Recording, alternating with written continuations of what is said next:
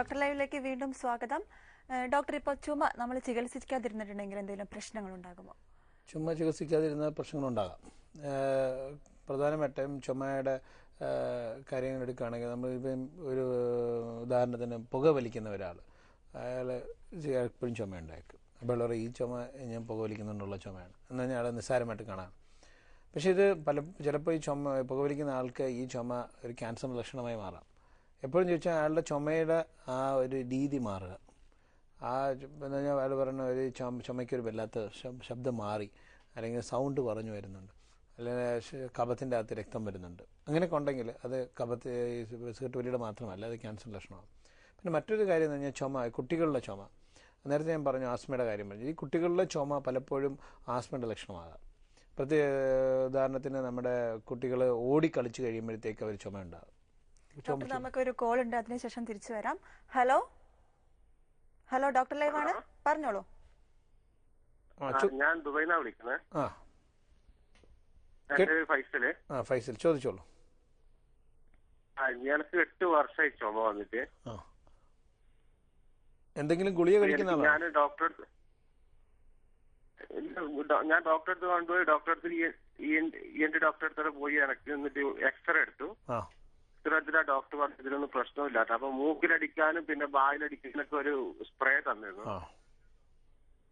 അടിച്ചിട്ടൊന്നും വലിയ മാറ്റം വരും. ഇത് ചുമ പോവും, പിന്നെ കുറച്ച് ഒരു ഇടവിട്ട് അത് തിരിച്ചു വരും. ചുമ ഇങ്ങനെ സ്ഥിരമായിട്ട് നിൽക്കുന്ന ചുമയിൽ ചിലപ്പോൾ നെഞ്ചരിച്ചിലോ പുളിച്ചു തട്ടലോ അങ്ങനെ ഗ്യാസിന്റെ സംബന്ധിച്ച് എന്തെങ്കിലും ബുദ്ധിമുട്ടുണ്ടോ? അത് നേരത്തെ ഉണ്ടായത് പുളിച്ചു തട്ടല്ലേ, അത് ഇപ്പൊ അങ്ങനെയില്ല. അത് ടൈമിന് ഭക്ഷണം കഴിക്കാൻ പറ്റില്ല, അപ്പൊ അതുകൊണ്ട് പുളിച്ചേട്ടുണ്ടായി. ഇപ്പം ടൈമിന് ഭക്ഷണം കഴിക്കുന്നതുകൊണ്ട് പുളിച്ചേട്ടനൊന്നുമില്ല. അപ്പൊ ഈ പുളിച്ചുതട്ടലും നെഞ്ചരിച്ചിലൊക്കെ ഉള്ള ആൾക്കാർക്ക് ചുമ വളരെ അതൊരു കാരണമാണ് ചുമയുടെ. ഈ ഗ്യാസിന്റെ പ്രശ്നം കൊണ്ട് തന്നെ ചുമ ഉണ്ടാവും. നമുക്ക് ചുമയെ കുറിച്ച് നമ്മൾ ഏറ്റവും കൂടുതൽ ഈ ചുമയുടെ കുറിച്ച് ഗവേഷണം നടത്തുമ്പോൾ ഏറ്റവും കൂടുതൽ രോഗികൾ ഈ ചുമയെക്കുറിച്ച് നോക്കുമ്പോൾ ഏറ്റവും കൂടുതൽ വരുന്നത് ചുമയുടെ കാരണം ആസ്മയും, രണ്ടാമത് വരുന്നത് ശരിക്കും പറഞ്ഞാൽ ഈ നമ്മുടെ വയറ്റിൽ നിന്നുള്ള ആമാശയത്തിൽ നിന്നുള്ള ആസിഡ് അന്നനാളത്തിലേക്ക് വരുമ്പോൾ ഉണ്ടാകുന്ന ബുദ്ധിമുട്ടാണ് നെഞ്ചരിച്ചില്ലെന്നൊക്കെ പറയുന്നത്. അതുകൊണ്ടുള്ള ചുമ വളരെ കൂടുതലായിട്ട് കാണാം. അപ്പോൾ അതുകൊണ്ട് അതൊന്ന് ചെക്ക് ചെയ്യണം. അപ്പോൾ അതിൻ്റെ മരുന്നുകൾ കഴിച്ചാൽ ചിലപ്പോൾ ചുമ കുറയാൻ ചാൻസ് ഉണ്ട്. പിന്നെ ഈ പ്രഷറിനുള്ള ഗുളികളും എല്ലാം കഴിക്കുന്നുണ്ടോ? ഇല്ല, പ്രഷറിനുള്ള ഗുളിയൊന്നും കഴിക്കുന്നില്ല. അപ്പൊ ഇത് ഒന്നും കൂടെ ഒന്ന് ഡ്രൈ കഫാണ്. ചോറ ചുമച്ച് കഴിയുമ്പോ ഈ തൊണ്ടയിൽ ബ്ലഡ് വരും. ചുമച്ചിട്ട് കുറെ ചുമച്ച് കഴിയുമ്പോ കണ്ടിട്ട് ചുമക്ക് പോവാ. നെഞ്ചിന്റെ എക്സ്റേ ആണ് എടുത്ത് നോക്കിയത്?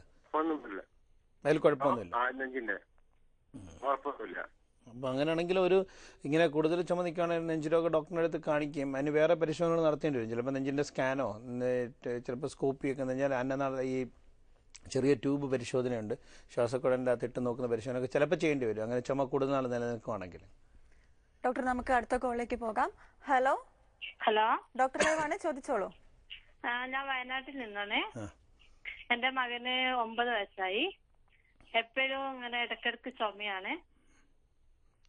കുട്ടിക്ക് രാത്രി കാലങ്ങളിലാണ് ചുമ കൂടുതൽ?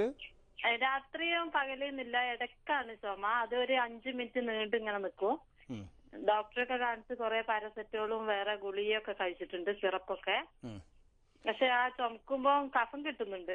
കഫം കിട്ടുന്നുണ്ട്, പക്ഷെ ഒരു 5 മിനിറ്റ് ചുമ അങ്ങോട്ട് നീണ്ട് നിൽക്കാണ്. അപ്പൊ ഡോക്ടർ ഈ ശ്വാസകോശത്തിന്റെ അസുഖം വല്ലതും ഉണ്ടെന്ന് പറഞ്ഞു, ആസ്മ വല്ലതും ഉണ്ടെന്ന് പറഞ്ഞായിരുന്നോ? ഇല്ല, ഒന്നും ഉണ്ടെന്നൊന്നും പറഞ്ഞിട്ടില്ല. അപ്പൊ അത് ഇങ്ങനെയുള്ള ചുമ എന്റെ ഒരു ഇതിലനുസരിച്ച് ചിലപ്പോ ഒരു ആസ്മയുടെ ലക്ഷണമാകാം കേട്ടോ. ഇങ്ങനെ കുട്ടികളിൽ മാറാതെ നിൽക്കുന്ന ചുമ ആസ്മയുടെ ലക്ഷണമാണ് സാധാരണ. ഇതിൽ കഫവും കൂടെ ഉണ്ടെങ്കിൽ അത് ശ്രദ്ധിക്കുക. അപ്പൊ അതിനുള്ള മരുന്നുകൾ തുടങ്ങിക്കഴിഞ്ഞാൽ അതിന് ആശ്വാസം ലഭിക്കുമായിരിക്കും. ഡോക്ടർ, നമുക്ക് മറ്റൊരു കോളിലേക്ക് പോകാം. ഹലോ ഹലോ, ഡോക്ടർ ലൈവാണ്, ചോദിച്ചോളൂ.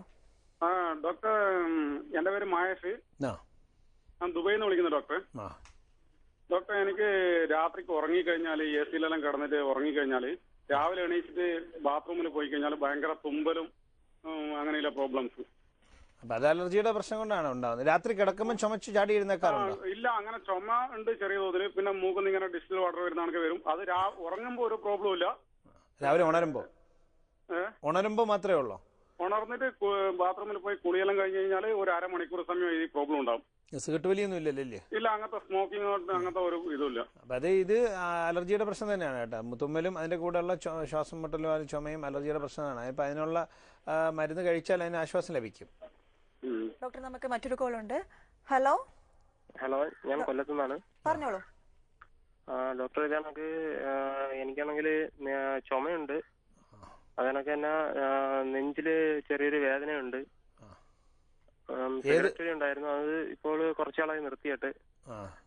എന്താണെന്ന് അറിയാനായിരുന്നു. പുകവലി ഉണ്ടായിരുന്നോ? എന്ത് പറഞ്ഞേ? പുകവലി ഉണ്ടായിരുന്നു, നിർത്തിയിട്ട് ഇപ്പോൾ ഒരു 2 മാസത്തിൽ കൂടുതലായി. ഇതിപ്പോ ചുമ കുറഞ്ഞിട്ടുണ്ടോ? പുകവലി നിർത്തിയതിനു ശേഷം ചുമ കുറഞ്ഞിട്ടുണ്ടോ? ഇപ്പോ ചുമ ഇപ്പോഴാണ് ചുമയും നെഞ്ചുവേനയും വന്നത്. ഓക്കെ, നെഞ്ചുവേനയുടെ കൂടെ ഉള്ള ചുമയാണെങ്കിൽ ഡോക്ടറിനെ കാണിച്ച് എക്സ്റേ എടുത്ത് നോക്കണം. ഓക്കെ, അതായത് പിന്നെ ഈ കുറച്ച് അപ്പൊ ഡോക്ടറെ കാണിച്ചപ്പോൾ ഗ്യാസിന്റെ ഉണ്ടായിരുന്നു പറഞ്ഞു, അതാണ് നെഞ്ചുവേന എന്ന് പറഞ്ഞു, ഒരു എരിച്ചിലും ഒക്കെ ആയിട്ട്. നെഞ്ചെരിച്ചിലുണ്ടെങ്കിൽ അതുകൊണ്ട് നെഞ്ചുവേനയും ചുമയും ഉണ്ടാവാം. ഞാൻ നേരത്തെ പറഞ്ഞ നെഞ്ചെരിച്ചിലിന് രാത്രി കാലങ്ങളിൽ ചുമയായിട്ട് മാറാതെ. ഡോക്ടർ, നമുക്ക് അടുത്ത കോളിലേക്ക് പോകാം. Hello hello, doctor ലൈവാണ്.